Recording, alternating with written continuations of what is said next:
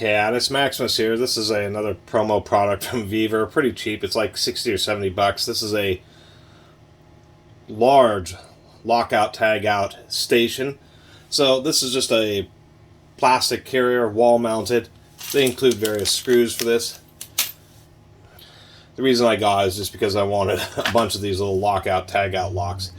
For people who don't know, industrial environments, when you're servicing equipment, the power sources, the main power switches, that type of stuff, have the ability to put locks on them so they can't physically be turned on. So when somebody is performing maintenance or work on an equipment, somebody else doesn't come along, turn it on, and cause some type of injury. That's the whole purpose of Lockout-Tagout. One thing that is a misconception is whoever is actually doing the service, whoever is the technician, is who holds onto the keys. Management, nobody else gets the keys. If the keys end up getting lost, then you have to cut off the lock. That's the whole purpose of a Lockout-Tagout system, is so that somebody else can't accidentally turn on the equipment. If it's large industrial machinery where there's, multiple components or sections, then you have things such as these, which are gangs. So you would, each person, say it's a manufacturing plant and they're working on a manufacturing line.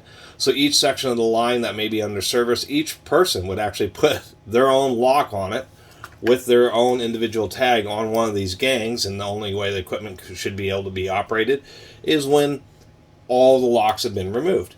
It comes with these couple smaller tags, gangs, and a couple of these larger ones, although it's a little cheesy because the larger ones are too wide, so the lid doesn't actually quite shut properly. They do include spare keys. The locks are plastic. This is just a notification and a tamper system. That's why Lockout-Tagout locks are plastic. They aren't for physical security to prevent burglars from getting in. They'll prevent somebody from tampering with it, and to make it obvious that it has been tampered with. And that being said, that's my criticism about these gangs, is these gang connectors or tags. The reason I'm not super fond of this particular style is just because they don't have like a folded over area on the top, so somebody could bend them and remove and reinstall them, and it would look like it's still locked out. What I mean is, slightly better ones have these things, which are little tabs that are bent over just to make it just a little bit more secure. And in the theory of tamper resistance, that's why Lockout, these are just basic locks. They are ball bearings, so these are designed to resist tampering, not to be really physically secure. And so that's why these locks like these, they have these oddball slider locks. There's actually 10 sliders. They're double-sided, just to make them so it's not like simple to pick these locks.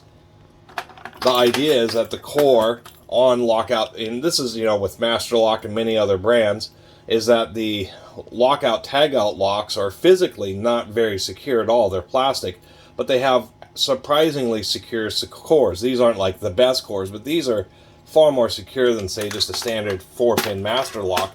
And the idea is just so somebody can't stick a piece of metal in there and quickly pick it open. It's just simpler for them to take a pair of pliers and break it off. Once again, letting you know that the power source or the power switch, whatever activation levers, have been tampered with, and that you'll want to reapply a Lockout-Tagout.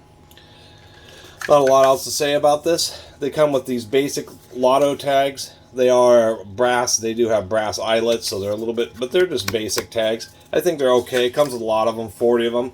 And for a lot of environments, this station would work. It's just not I would say, the best.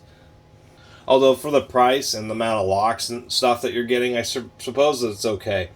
If we compare these tags to, say, some other tags, I have a couple Ideal tags here. We even have some Master Lock tags.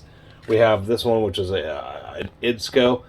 I'd say the tags are okay, but what we'll notice is that, a lot of LOTO tags have really heavy-duty laminations on them just to make them more tear-resistant. And so these Vevor ones are just, they're pretty durable plastic, whatever plastic they're made out of.